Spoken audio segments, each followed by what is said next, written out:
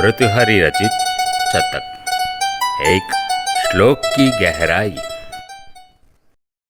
The greatest परमारा।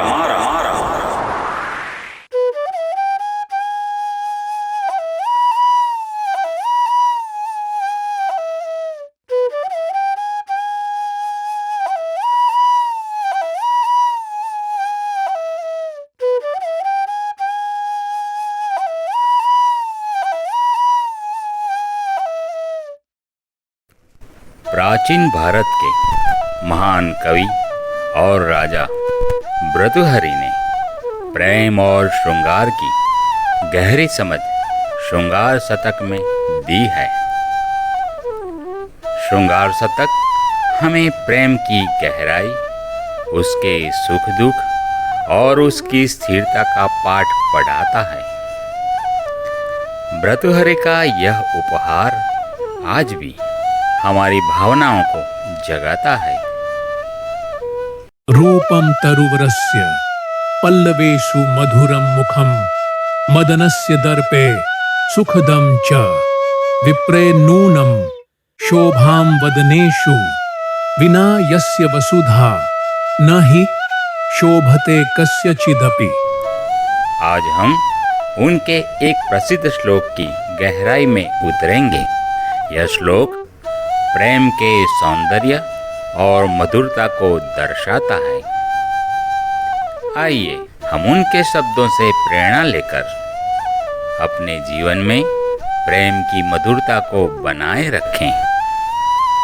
यह श्लोक हमें प्रकृति की सुंदरता की ओर ले जाता है। ताजा पत्ते जो हरियाली और जीवन का प्रतीक है, इस तरह मानव जीवन में भी सौंदर्य और मधुरता आवश्यक है।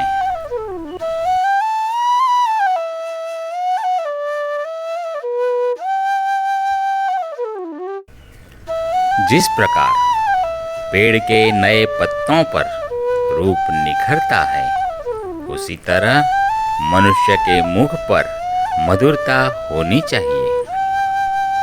जो व्यक्ति अपने मुख पर मधुरता नहीं रखता, उसके लिए यह संसार भी सुंदर नहीं दिखता।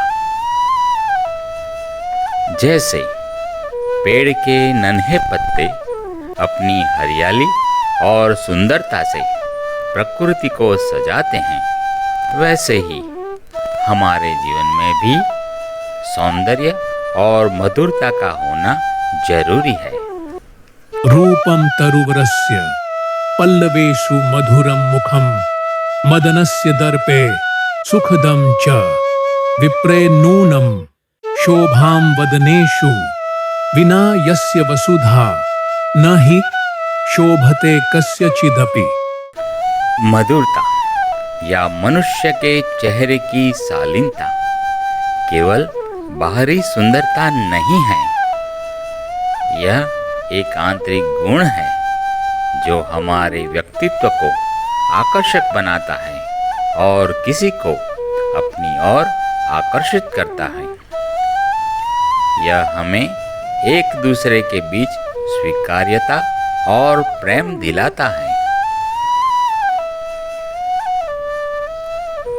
जब हम अपने व्यवहार और बोलने में मधुरता लाते हैं, तो यह हमारे रिश्तों को मजबूत करता है। परिवार में प्रेम और समझदारी से भरा माहौल हमारे जीवन को खुशहाल बनाता है। मधुरता से भरा मनुष्य अपने आसपास की दुनिया को भी सुंदर बना देता है।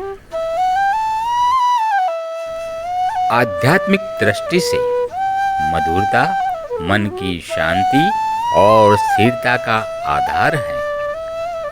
एक शालीन मधुर मनुष्य ही सच्चे सुख और शांति को प्राप्त कर सकता है। यह सौंदर्य और शांति का स्रोत है। भर्तृहरि का यह संदेश हमें याद दिलाता है कि जैसे पेड़ के पत्ते सौंदर्य को बढ़ाते हैं, वैसे ही हमारे चेहरे और व्यवहार की मधुरता जीवन को सुंदर बनाती है। क्या हम अपने जीवन में इस मधुरता को बनाए रख पाएंगे?